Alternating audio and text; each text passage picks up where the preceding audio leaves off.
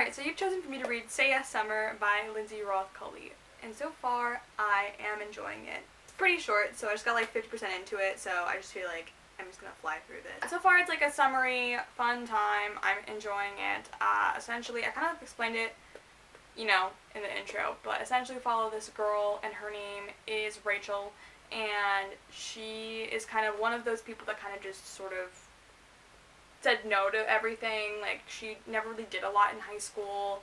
Like, she didn't go out to parties, or, she just didn't go out with people a lot of times. She had, like, her one kind of close friend, and other than that, she hid in her room. She read books, like myself. Is this a call out? She's pretty, like, an introverted person, and that is until when she's kind of reflecting back on her high school years and just kind of looking back in regret on things, not acting on maybe, like, her feelings on this crush that she barely even talked to at school, and his name was Clayton, and just not really putting herself out there, and kind of like all these high school memories that she kind of wanted to have, like, she's no longer having. So it's kind of like her last sort of summer here before she goes off to college, and so she ends up deciding this is the summer she's going to start saying yes to things, maybe pursue her crush on Clayton, but then there's also, like, her, I don't want to say childhood friend, but, like, someone she's kind of, like, grown up with, who she works with, might be into her. There's a bit of, like, a love triangle going on, and just kind of reconnecting with people, friends with in the past, and just kind of, it's a very stereotypical kind of coming of age, feel good sort of story,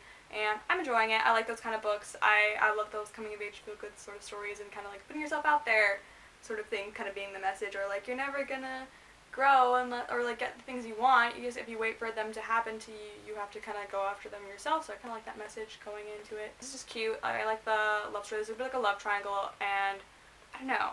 Like, do I have a preference? I don't know if I do. I like both the boys quite a bit, but it's pretty clear, like, at the moment that our protagonist has feelings for one of them.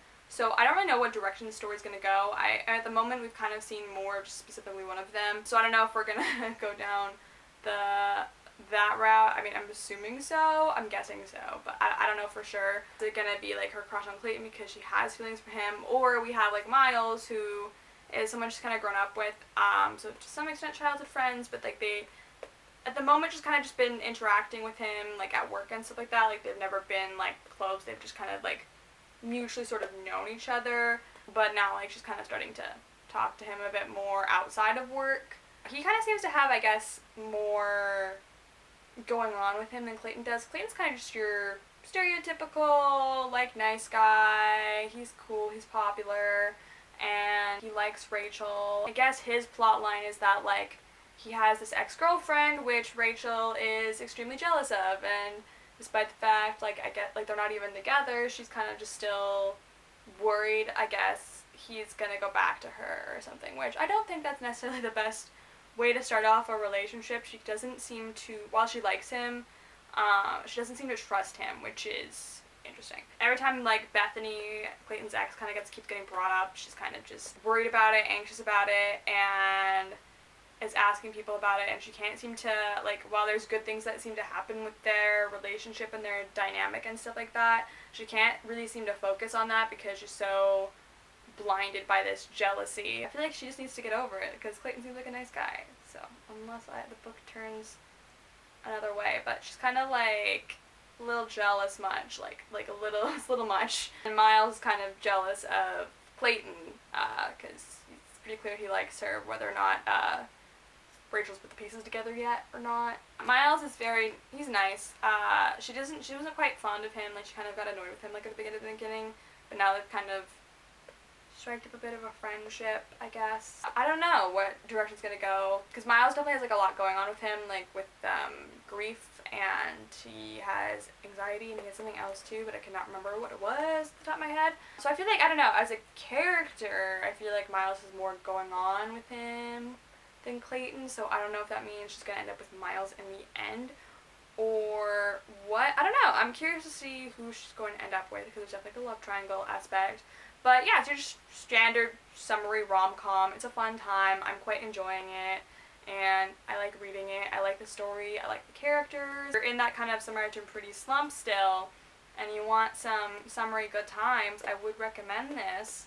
I just think it's a summery fun time. Yeah, I've been looking for some fun summer rom-coms, and I feel like a lot of the summer books I've picked up, I mean, mainly The Boys Next Door, they haven't been what I've been looking for, and this is it. This is what I've been looking for. I found it. I'm enjoying it. I'll probably just update you once I finish this book, because I don't see myself having probably to update you a lot. I mean, it's just standard contemporary. It's a fun time. It's my time. I've been wanting to read some contemporaries. I've kind of been missing it, so I'm glad I finally picked this one up. And yeah, I'll probably just update you once I finish the book, I'm assuming. Probably. Because yeah, it's very short. I will probably fly through it quickly, so that's that. I have finished Say Yes Summer by Lindsay Roth Cully, and I gave it 3 stars. Oh god, this is gracious. This book. Where it went, not in a direction I liked, that's for sure. But let me say, the first half of this book was great. I really liked the overall, I guess, message that this book was trying to portray. And yeah, I just thought this book was cute, the first half. And then we had the second half. And I feel like as soon as I picked this book back up again to continue reading it, like I just had this like, I don't know, my anxiety set in to the point like I didn't actually end up reading it at all yesterday. So like I tried and I just felt like super anxious about it, so then I didn't finish it like I was planning on to yesterday. And then that was probably a warning. And I finished it today, and yeah, the second half just kind of went downhill. It's not a matter of if I'm Team Clayton or if I'm Team Miles. I'm Team both of them to not end up with the protagonist. Our protagonist, Rachel, took quite the turn in her little say yes theology as like using it as a way to justify cheating on them. And I don't know. Here's the thing. Cheating doesn't bother me in books, but like usually when I say cheating doesn't bother me in books, I mean that like if the main character likes the love interest who's in a relationship and then the love interest ends up kind of dating the protagonist, you know, despite the fact being in a relationship or whatever, I'm okay with that. Like, that's not, like, something that's gonna make me rank a book lower or whatever. Like, you know, and The French Kiss, for example. There was cheating in that book. He was very aware that Etienne had a girlfriend the whole time and, you know, obviously mistreated his girlfriend. But, like, we still appreciate Etienne and Anna, you know? Cheating in that regard, like, it doesn't bother me in books. Like, I know it's problematic, it's wrong, blah, blah, blah, blah, blah. But it doesn't bother me in books. The way that cheating happened in this book, though, no.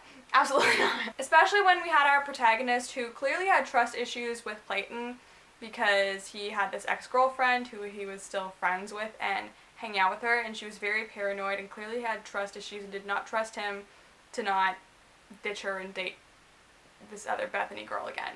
And so when the main character, after kind of resolving things with Clayton about this, decides to literally do the exact same thing to him, it was just like messed up, in my opinion. I think both the love interests in this book deserve better, and I'm trying to like be like light, like I don't want to spoil like much, you know, obviously, like I'm not going to tell you who she ends up with. I will say who she ended up with though was not who I was expecting her to, and that can be both good and bad because like I said, I liked both the love interests in this book quite equally to some extent, but I also didn't like the way they tried to justify their being together. It rubbed me the wrong way, being like, well, we both mess up, so like it's okay if we're together. Like, I don't know, I just like that justification. Like, the main character completely messed up, and I don't know, I felt like the character she was like was maybe like a second choice in my opinion. I did not like the way this book wrapped up in the end. Honestly, I was rooting for single Rachel. Rachel needed to be single at the end of this book.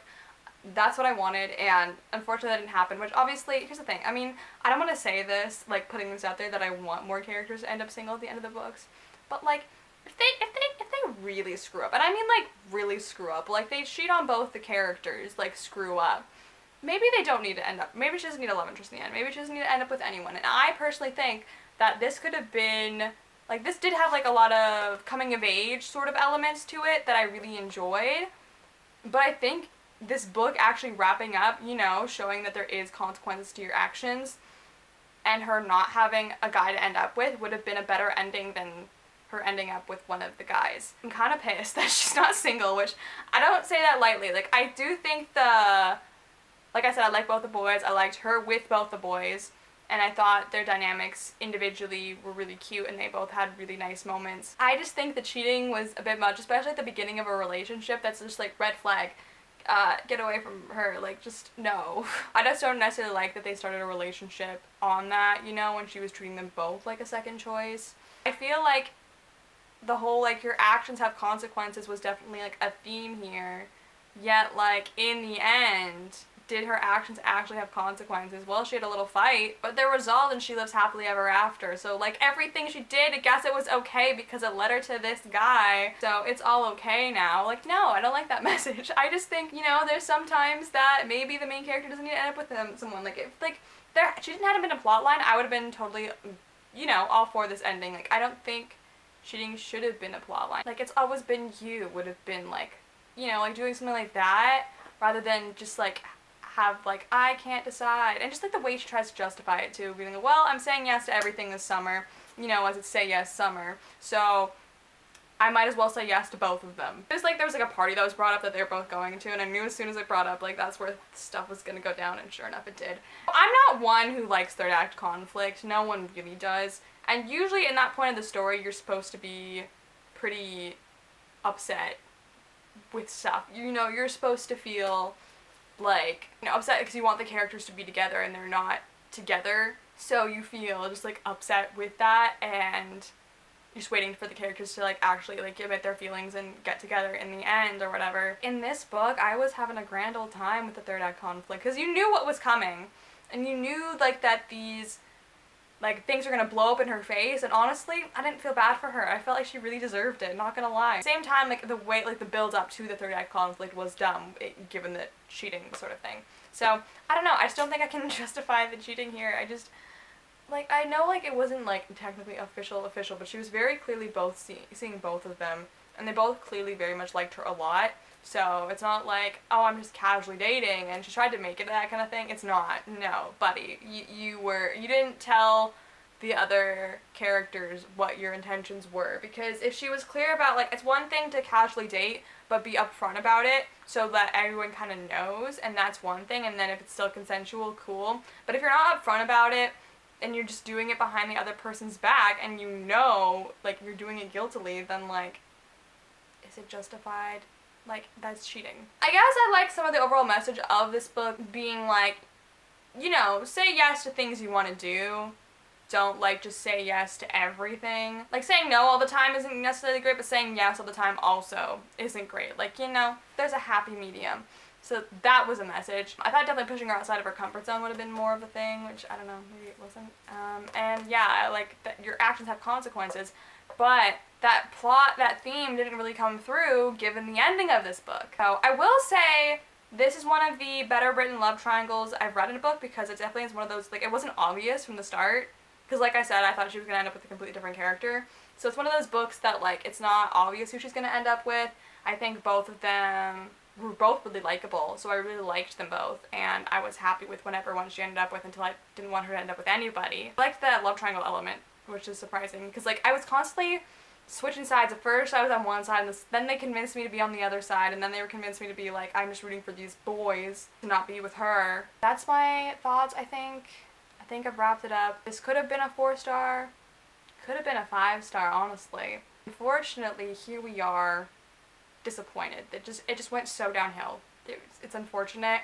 And so I like I said, I'm ranting this book.